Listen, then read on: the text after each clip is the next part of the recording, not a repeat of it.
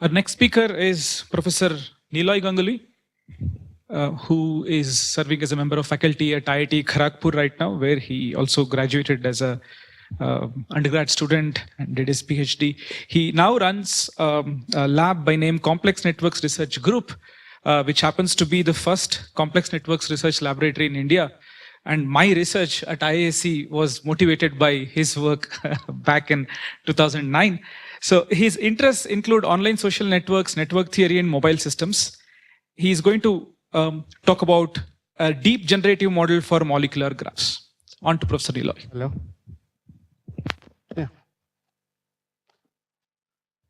For a change, this is not on social networks. Okay. So this is a work which we are recently doing on some sort of molecule design. And this is a work, Bidisha is my student, and Professor Pratim Chattaraj and Gaur Jana are from the chemistry department of IIT Kharagpur, and Abir De and Manuel Gomez Rodriguez are from MPI SWS. So the idea is that if you see the drug discovery pipeline, initially you need tens of thousands of compounds, and from there, there are tests which are made and 250 compounds are shortlisted. From there 5 and ultimately 1 comes. So this is a general bird's eye view of drug discovery. So one of the costliest thing is coming from here to here, and most of the people in the recent times are targeting to make that 10,000 a little bit less. So this is what the work is about. So, and people are actually leveraging this deep generative model for automatic molecule design. So there are these text-based approaches, and you can see all these are very recent, 18, 17, 16, where molecules represent molecules is smile strings, and then use deep generative model for text. So they convert it into text and then use text features. And there are also several graph-based approaches which are coming up, where you represent molecules using molecular graphs and then need to develop some deep generative models for molecular graphs. And our work is basically following this category. So just to tell about limitations of the current models, as you understand, all this are coming in the last years. One important problem is that smile strings do not capture structural similarity between molecules. So if two molecules are similar, the smile transformation actually doesn't capture the similarity so well. But more importantly, a single molecule can have various sorts of smile representation, which makes the makes it a little bit less efficient. And I will show you there is a lot of means when we generate more molecules, valid molecules generation is very low. While in the graph-based models, there are various problems which are there. One is that it is most of the models are constrained by the number of atoms. It is not independent of the number of atoms which are there. And it is, most of them are not invariant to permutation of node levels. So if you change the node levels and you have isomorphic graphs, they will actually give different sorts of weights. And then you generate molecules, and then there is again the idea, I would not say it's a limitation. I will come to this result, but there are small sets of graphlets which you take and try to add them together and form the main molecule. And so this actually leads to that lack of diversity. So the point is, again, we want to generate molecules and we want to also generate diverse valid molecule. That is the thing which we want to do. So what we use is a variational autoencoder. We use a variational autoencoder. So this is the basic thing, that you have the vertex, the edges, the features of the vertexes, features of the nodes. The nodes are the molecules and edges are the links, and Y is either it is single bond or triple bond or double bond type of edges. Okay, and from there you get some latent representation by the encoder, and the decoder takes those latent representation and reproduces sort of edges again, edges, the features and the bonds, types of edges. Y is the type of edges. So these are some of the key innovations in this thing.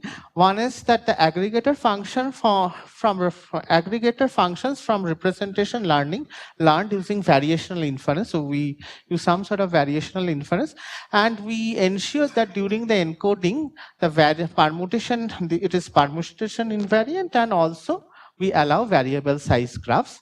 And in the decoder, we actually guarantee high validity. So there is one pipeline which I will talk about, masking, which is added to the graph, which added to the machinery, so that we actually get highly valid molecules. So this is a probabilistic encoder, and just to take you through this, that each node is represented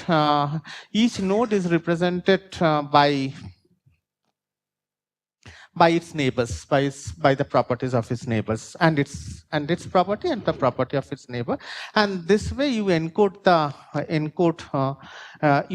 the nodes, and this encoding is done some sort of feed-forward networks, and we encode the networks, encode each node. So this actually at least it makes it one level of independent, that each node actually is represented by its neighbors. So even if the node ordering, etc., are changed, the properties doesn't change. And once we have this encoding, we actually take only the nodes, not the links. We take the nodes and compute latent variable distribution from this node embeddings. So we are not taking the links explicitly, but in some sort of embedding, we are actually also taking the links into consideration.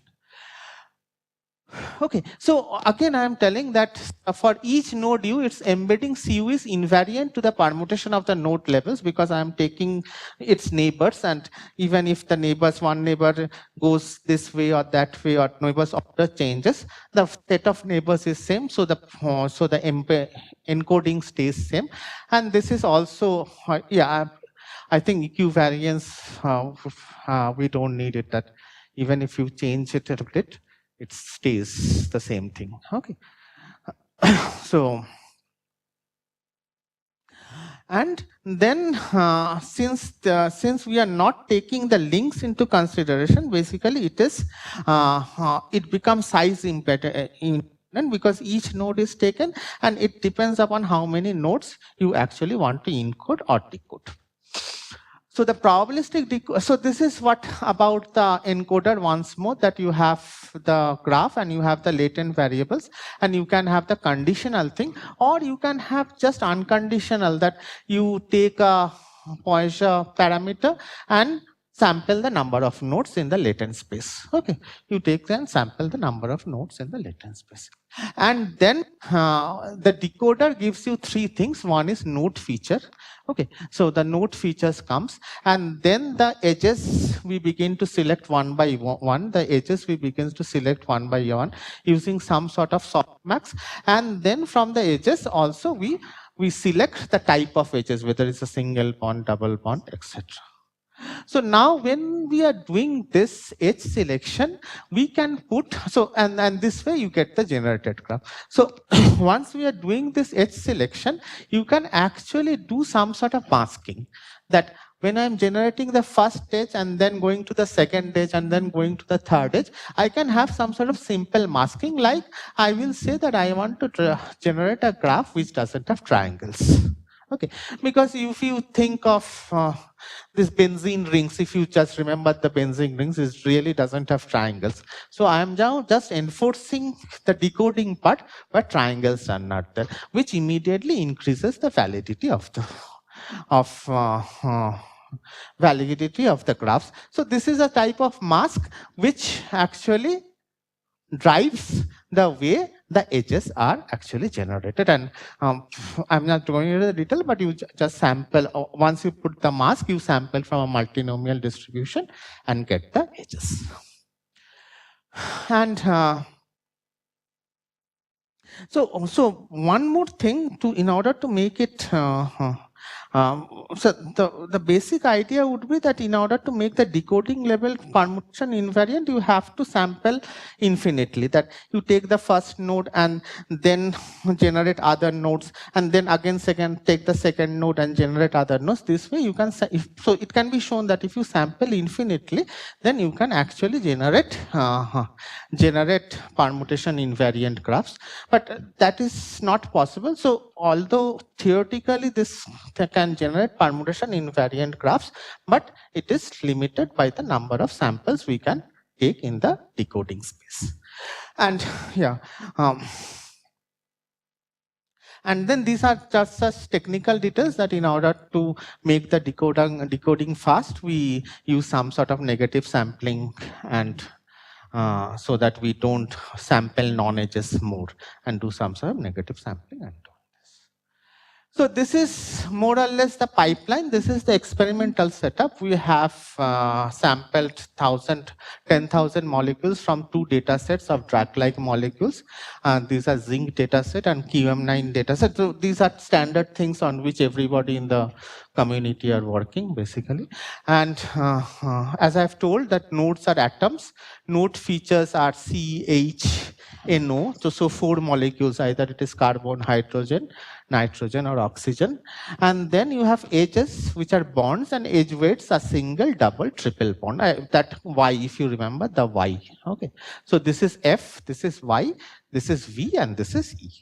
Okay.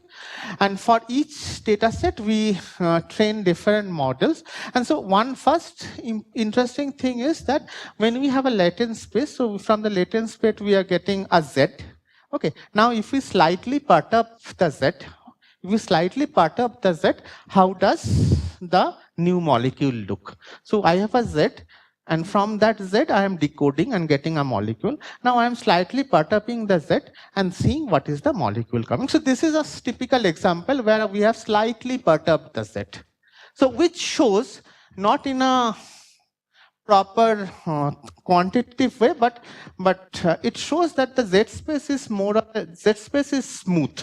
That if you change the Z space a bit, the molecule formation also changes a bit, and which is actually significant for chemists. So talking with chemists, I understand that this is significant for chemists, because all the chemists have some sort of idea that, okay, I have, just let me just come back what chemists say they have generated a cancer drug, okay, or cancer drug or cancer killing molecule, but that molecule has high toxicity.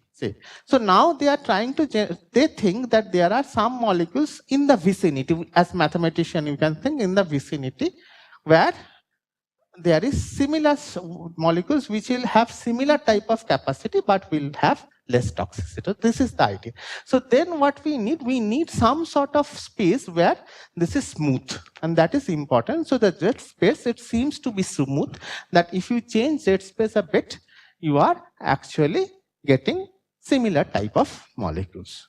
Okay, so now some of the quantitative evaluation, so that was not quantitative, and we really don't know, and none of the people in the community also know how to quantitatively tell whether this is smooth. Okay, so some of the things we are taking is validity. So there is again some sort of chemistry toolkit, which if you give a molecule, the chemistry toolkit will tell whether this is a valid molecule or not. Okay, so it is called RT-kit. Okay, and so you generate molecules and see what percentage of valid molecules you have generated. Then novelty is that whether you are generating molecules which are not in the training set. You are generating valid molecules which are not in the training set. And also there is this sort of concept of uniqueness, that whether you are generating molecules which are unique. So if you are running it for 5 runs, how many unique molecules you are generating? So these are the competing models. The graph VAE, the junction TVAE by Jacola in ICML 2008-18. The CGVA still is in archive, okay. And Nivae star is our algorithm without the masking part. Okay. And then you have the text-based grammar VA, CVA, and SDVA. Okay, so all are in either 17 or 18. And this is how it looks in all the graph-based techniques. See, if you see graph, if you forget this, in all the graph-based techniques, if you forget ours and this Nivae and GTV, I will talk about GTV a bit, how GTV work, and you will see that the number of valid molecules, the validity of the discovered molecules is almost 100%. Okay. And then if you see the novelty, then also GTVA and Nivae is almost working side by side. So the novelty is also very comparable. Okay.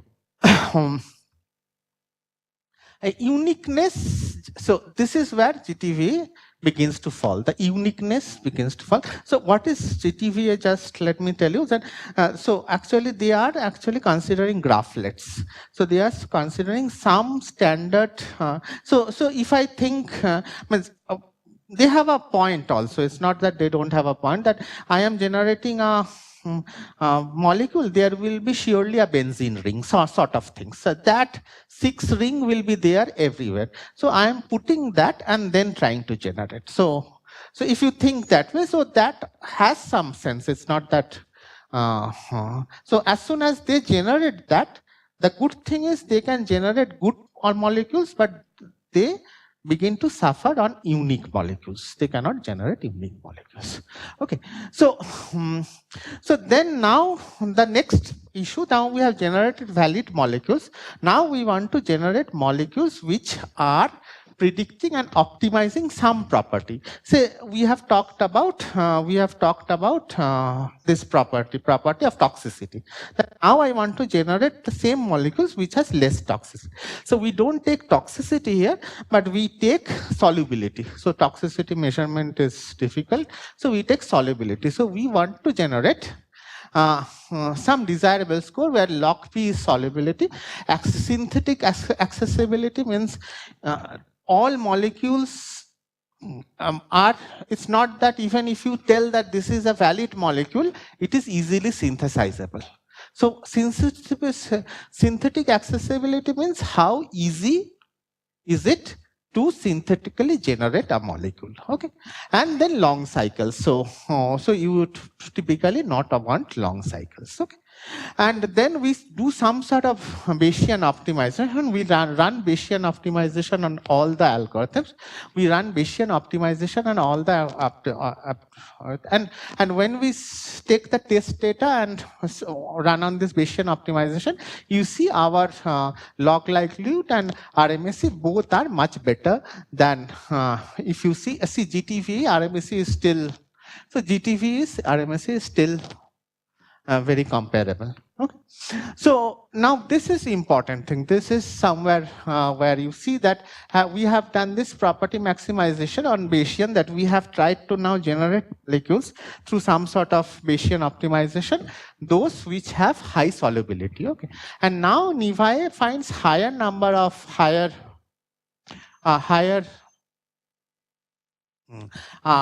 number of unique molecules, we get higher number of unique molecules. And if you see GTV doesn't get high. And now if you see the ith best molecules, that what are the best molecules which with that property. So what is GTV is getting much better. So GTV is this one. It is getting much better molecules.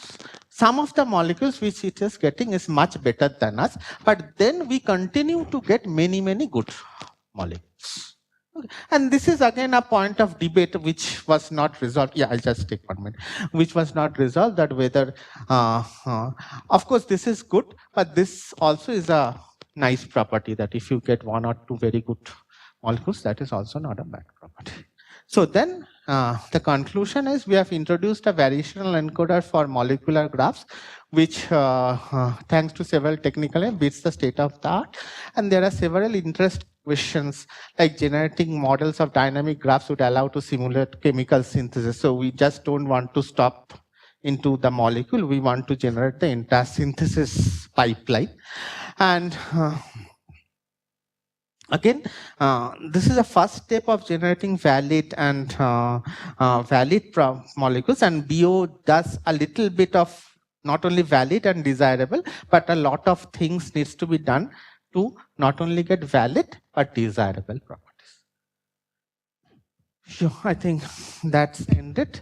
So the preprint is here, and if you want to use the code, you can really use it. You can take one question. I was just curious if optical isomerism is handled here. Are two molecules which are optical isomers considered similar or different? So I am actually very poor in chemistry. Whenever I get a problem, I again call Professor Chattaraj and ask that what is this? Okay. So I don't think so that is so taken into account. Yeah, but because we are doing permutation invariant isn't optical or so optical what happens thing is in optical, two optimal isomers have the same neighbor set, but it's just the geometric orientation that gives them different properties.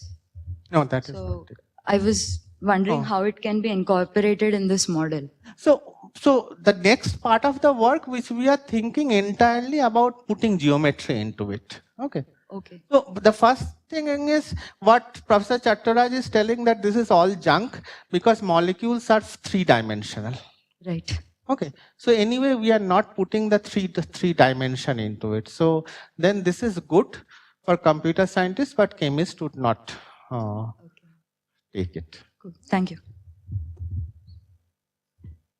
I was wondering if you could comment a little bit more on how you deal with the permutation ambiguity. Like it seems that that's like a fairly fundamental like mathematical challenge here, and I was curious if you could say more. So what I have again told that fundamentally what we can if we have to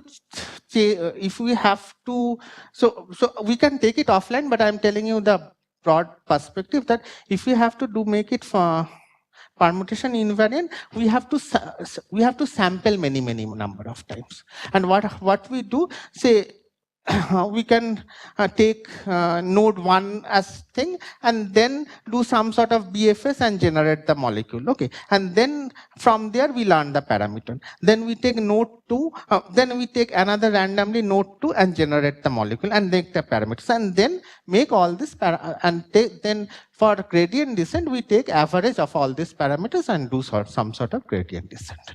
So this is what we do in essence, but this would be perfect if we can do it many number of times. Okay, let us thank the speaker.